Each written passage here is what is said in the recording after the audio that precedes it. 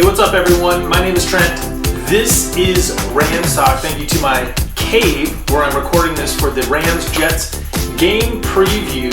Now, if this is your first time watching Rams Talk, please subscribe. If it's your second or third time and you haven't subscribed, please do so. Jump on the Rams community, Rams Talk community, bandwagon train, whatever this thing is called. But thank you for watching. For everyone out there that has commented and is a part of the community, thank you so much for all of your support. If you want to follow me on any other social channels, links are in the description below. Now, this game right here, I equated the Rams-Arizona victory as a palate cleanser, like ginger with your sushi. The Rams beating the Patriots was more of a acid reflux medicine, an antacid, like a Pepcid Complete or a Zantac or something like that, because of all the heartburn we've had against the Patriots. This game against the Jets, this is a buffet. This is hometown buffet. Everyone's gonna eat. Everyone's gonna gorge. This is a buffet. This is, if you want to get those stats, this is the game to get those stats. So Rams coming into this game, 17-point favorites, second largest spread this year. The largest spread this year, Chiefs versus Jets, and they covered that spread. So I feel good about this one. Rams have the all-time record 10-4 against the Jets. One of my favorite games against the Jets, 2001, where Trung Candidate reeled off 195 yards. I think the Rams even kicked and recovered an onside kick to start the second half. So those are the good old days, but the good old days are back. Now the good new days are here. So the Jets, they don't have a lot going for them this year. They have nothing going for them. Trevor Lawrence is probably the only thing they have going for them. But this is their second of a back-to-back trip to the West Coast. They played against Seattle last week in Seattle, flew back to New York, they come back to LA, so that will take a toll on them. And this is just another strike against a team that doesn't have any strikes to give. And as Admiral Akbar would say, it's a trap. This is a trap game for the Rams. I mean, I can kind of see that in the sense that we have the Seahawks the following week. So, we might be looking past the Jets to the most critical game of the season coming down the stretch. However, I think the Rams are wired the right way. I'm hoping they're wired the right way, where they basically look at this Jets team. If you're Aaron Donald, you're looking at this Jets team and you're thinking, oh man, I can really go to town here. I can pick up some stats, pad my stats. If you're Jared Goff, you're like, I can get right in the passing game. This is almost like I hate to say it, but it's almost like a preseason or a scrimmage game. I mean, this is an NFL team. They're picking up NFL checks, but they have no soul. Adam Gase has no soul. You look in his eyes, nothing is there. He's the undead. The Rams should win this game. Now, there has been a development where 5 Rams were held out of practice for a positive COVID test and contact tracing. Those 5 players are Obo, Justin Hollins, Brian Allen, Bobby Evans, and Nick Scott. And I don't know who tested positive and who was contact traced. It's interesting to note that Brian Allen, this is the second time his name has been involved with COVID. I think he was like the first person in the NFL to test positive way back in the day, in the off season. But maybe he was just contact traced to whoever the spreader was. And I just saw that Justin Hollins was also someone who didn't test positive but was traced. So how this hurts the Rams is, if for whatever reason Obo and Hollins can't go, and I don't know this yet, then you've got Ebukam, you've got Lewis, you've got Derek Rivers, and you've got Natrez Patrick. If Hollins and Obo can go, then our depth is great. We're fine, nothing to worry about, but just something to consider. We'll see how this unfolds in the next day or two. Big Whit got some news on Big Whit. Sean McVay said if they push him, he could be ready by week 17 against the Cardinals, but they'll probably play it conservatively and have him ready to go first game of the playoffs. That's just great news. Get Whitworth back, and as you're going to see at the end of this, I'm going to talk a little bit about Joe Noteboom. So, but it's great to hear that that Big Whit could be back now. Tapping into this COVID situation, the Rams separated their QBs, Wolford, Goff, and Bryce Perkins, having one virtually. They're all outside. They don't go inside. They're all under the Big Ten, sitting in different quadrants there, and that's because if Goff goes down, you need Wolford. If Wolford goes down, you're fine. But you know what I mean? So this whole COVID thing is very tricky, and I feel like the Rams are doing a pretty good job managing it. And then also they just protected 3 players on their practice squad, all special teamers.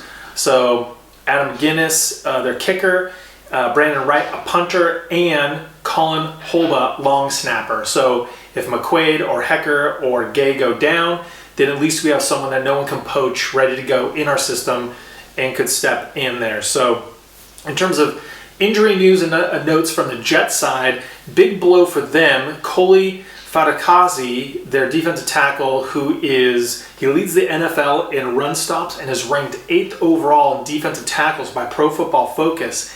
He's just been put on the COVID reserve list and he has to stay there for 5 days, so he will not play in this game. And that is huge because the Jets' strength of their defense and probably the strength of their team overall is their run defense. And he's their best player in the run defense. A lot of people think Quinnen Williams, who has been coming on, and he's a beast, but he's really getting after the quarterback. He's really creating pressures, whereas Fodakazi has really been the run stuffer and one of the best ones in football. He won't be playing in this game. So 3rd-year defensive lineman Nathan Shepard will be in.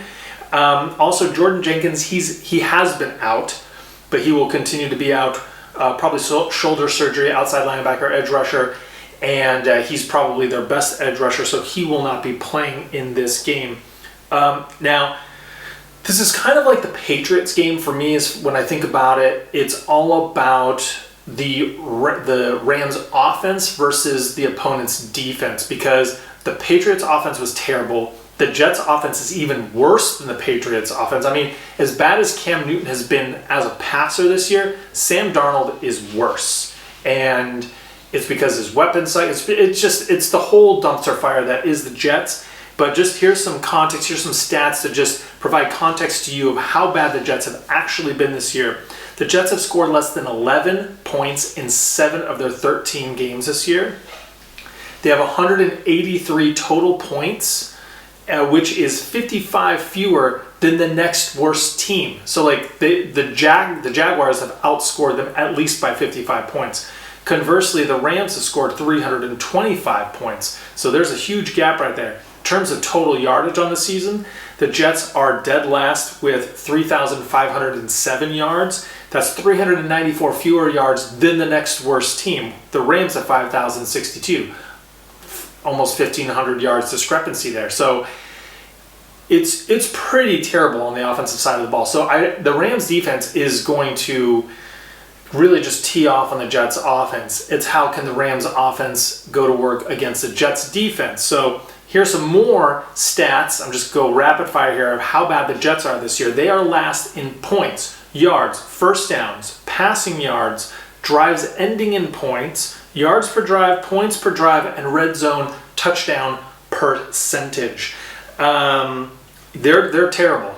They're terrible. And Sam Darnold has regressed. I mean, granted, who can blame Sam Darnold? I mean, it kind of reminds me a little bit about when the Rams drafted Sam Bradford. They really didn't give him any weapons. Yeah, he had Steven Jackson, but Steven Jackson was starting to kind of go down the back nine of his career, and it was all on Steven Jackson. So at least you had Steven Jackson, but Sam Bradford had nothing. Goff had nothing his first year as a Ram.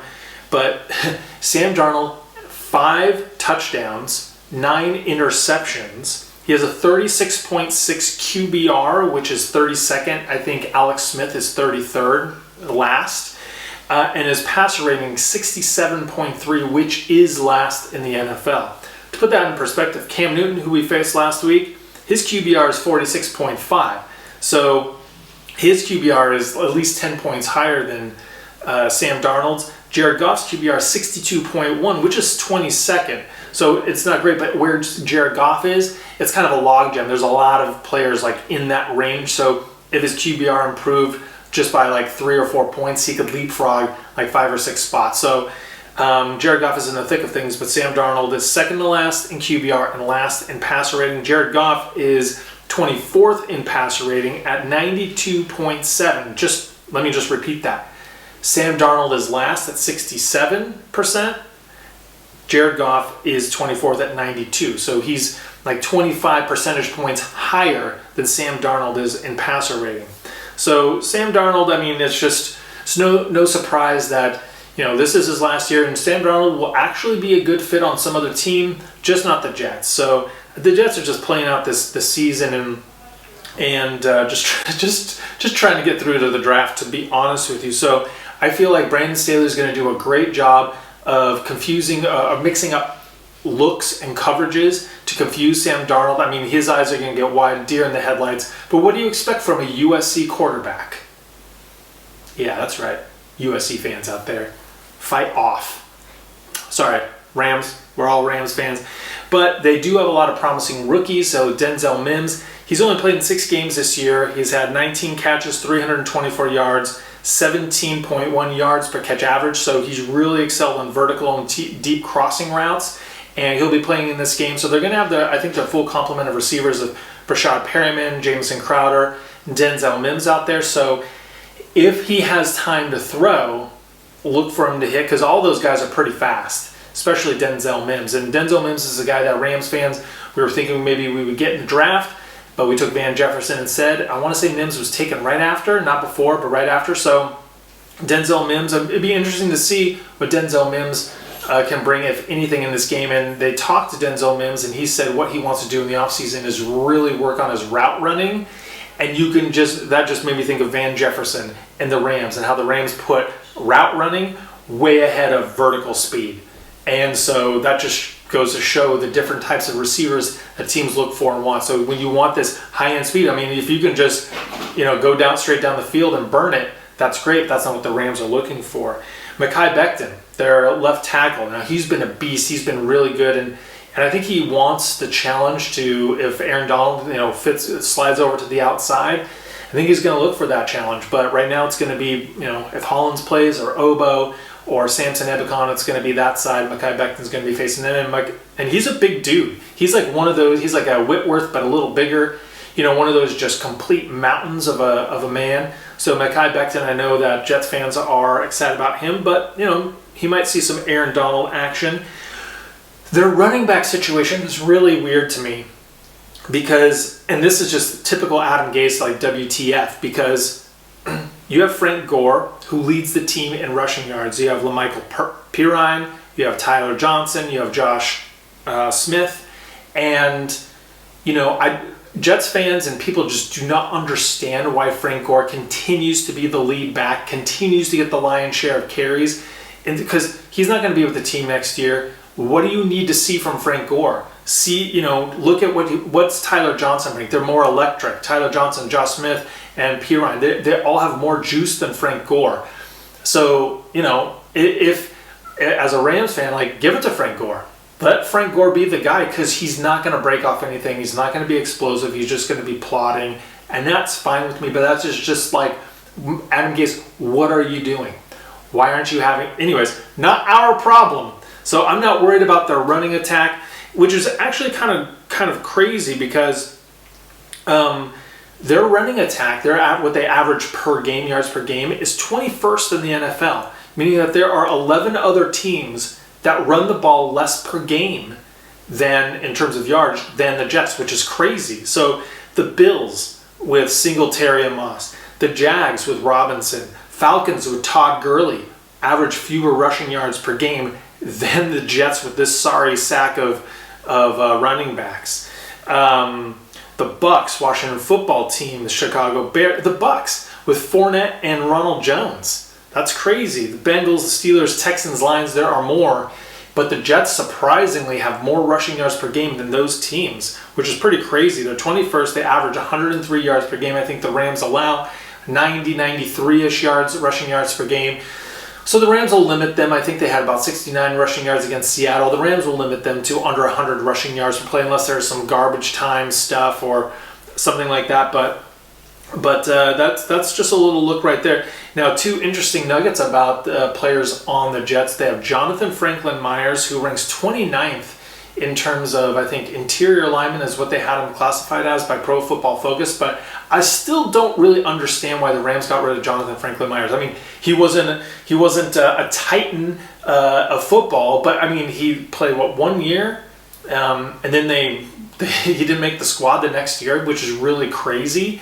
Because he had flashes. He had a flash in the Super Bowl, flash in the Vikings game. So I'm just glad that he's on a roster and he's doing well. But Jonathan Franklin Myers, will be seeing a lot of him. And then what's the answer to which team is Bryce Hager on? And if you said the Jets, you are the winner because Bryce Hager is on the Jets. It might rotate in this week, so, they're getting our sloppy seconds, if you will. So that's a little information there on the Jets offense and what I think. I think the Rams defense will have their way with them. Oh, also I forgot to mention their kickers. So kicking in general in the NFL this year has really been bad, and I'm always pining for Greg the Leg, but. And everyone keeps saying, he's missing this, he's missing that. Like, everyone is missing. Everyone. Brian McManus, I had him in fantasy last week in the playoffs for the Broncos. He melted down. Blair Walsh melted down. So last week, Sergio Castillo missed 3 field goals against Seattle. They said bye-bye. They cut him. They signed Chase McLaughlin off of waivers, and they got Sam Ficken back from injury. So Ficken used to be with the Rams a couple of years ago. He did pretty well. I mean, I'll always remember Ficken at Penn State when he was a freshman. He had like the worst couple games stretch of all time, but then he turned it around. But Sam Ficken's probably their primary guy. But I mean, like, here's another team that's just going through kickers, right? So it's going to be Sam Ficken, Jonathan Franklin Myers, and Bryce Hager all trying to get revenge against the Rams, or really just trying to get a paycheck in the NFL. So that's what we're dealing with there. So it's not like they have a prolific kicker that, this could be the Sam Ficken show. If they score only 6 points, Sam Ficken could be their guy, right? But I really feel that this game is going to be, like I said, it's all about the Rams offense. And I don't know which way they're going to go. Is this going to be an 11 personnel or a 12 personnel game? Are they going to look at, this is Goff's turn to really, really feast. So just let him loose, because if you look at one of the matchups I'm really looking at is the Rams receivers, Goff and the Rams receivers against the secondary for the Jets. They're starting 2 rookies and a second-year player, right? So Bryce Hall, he's a 5th rounder. He's coming on strong. He was projected to be a 1st rounder, but he had some injuries. So he's actually starting to play into the form that a lot of people thought. I think he's coming out of Virginia. So he's playing pretty well. But then you have Bleswan Austin. Yep, he's a rookie, 6th rounder. He's a second-year player, 6th rounder. And then Lamar Jackson, the young, undrafted free agent, was on the practice squad, and they brought him up for a game here and there. So really, they're dealing with 2 rookies, one who's coming on and playing pretty well, and a second-year player in terms of their cornerback. So I look for the Rams, whether it's Reynolds or Kupp or Woods or Jefferson, to really feast in this game. Because I don't think the pass rush is really going to provide that much of an impact on Goff. I think he'll have time to throw. So this isn't going to be him just trying to get the ball out super quick, because they really don't have a pass rush. Speaking of Van Jefferson, one of the other matchups I really like in this game is Van Jefferson versus Sean Jefferson. His dad is an assistant offensive coach and the wide receivers coach for the Jets. So this is actually pretty cool. If you're a dad, this is like the best day of your life. Who cares how crappy your team is? You are sharing a field with your son in some capacity, so that's actually pretty cool. Also, I want to see what AD does in this game. Aaron Donald is 3.5 sacks away from being the Rams' career sack leader. That's pretty special. He's 3.5 sacks away, would put him at 16 for the season, which would be amazing. He'll definitely get 3.5 sacks, I believe, this season. This game could be a 2-sack game easily. So, I think we're going to start, let's all start the internal clock countdown of he has 3.5 to go, with 3 games to go. So, and he plays Seattle and Arizona. He loves sacking Kyler and Russell, so that's going to be really cool. So, AD versus that offensive line, that's going to be great. And then also on the flip side, David Edwards versus Quinnen Williams. So it's going to be Quinnen versus Edwards-Blythe kind of combo there. Let's see how they hold up Quinnen, because he's playing like a 3rd overall pick. And if you get a chance, go on YouTube and type in Quinnen Williams sneeze. It's one of the funniest things. Like, I just love when I saw this, it was in the draft. When I saw this, I just became a huge Quinnen Williams fan. Basically, he's being interviewed. He sneezes, then he says to himself, "Bless you," and then he responds to himself and says, "Thank you." It's pretty remarkable. Quinnen Williams, huge fan of Quinnen Williams, but not this week. it'll be interesting then on the other side to see how the Rams secondary matches up against the Jets receivers. Now, like I said, they got Mims, they have Perriman, and they have Crowder. So then you have Ramsey, D. Will, and Troy Hill. How are they going to match up right there? So that's going to be pretty interesting. So I don't know. Whoever has the best top end speed, maybe it's Ramsey or Darius Williams will be on Denzel Mims, I'm guessing. So, and then the last matchup is Adam Gase versus McVay, and it's not even close. I mean, come on. Adam Gase will never coach another professional team in football again. Like Jets fans, when they were letting go of Todd Bowles and all those other coaches before because they felt maybe they couldn't develop Sam Darnold, they're like, let's bring in Adam Gase. He's this offensive guy. They had no idea at that time that Todd Bowles would be the one that got away. In terms of, maybe Todd Bowles really isn't the answer as a coach, but compared to Adam Gase, Adam Gase is a joke. 30-47 record as a head coach in football. So, anyways, getting close to wrapping this up. Keeping an eye on 11 versus 12 personnel. Troy Reeder. So Troy Reeder's going to get some more run in this game. Let's see how Troy Reeder does. Joe Noteboom, left tackle. Let's see how Joe Note, because he's getting more and more comfortable at left tackle. And I think against the Jets, like I said, don't really have a prolific pass rush. So this is where Joe Noteboom can really shine and keep the growth going. The air attack versus two rookies and a second-year player. Cam and Hendo, I haven't even talking about our running back. So are we going to, err more on the side of passing versus running?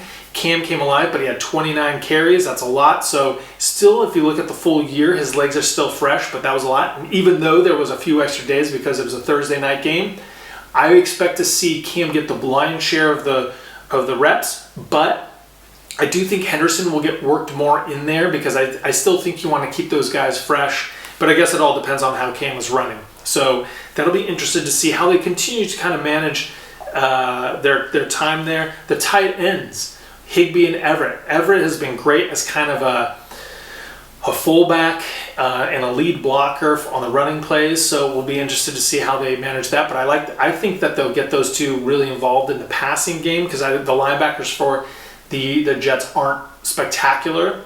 And then we'll see what happens with our outside linebackers based on the COVID situation. So we need to avoid the trap, avoid turnovers. I think our balance will be fine. I'm not too worried about the Jets. We need to assert ourselves defensively. I feel like if the Rams go in there and just say, we're not giving up any points in this game, then it's done. It's just done before it's over before it begins.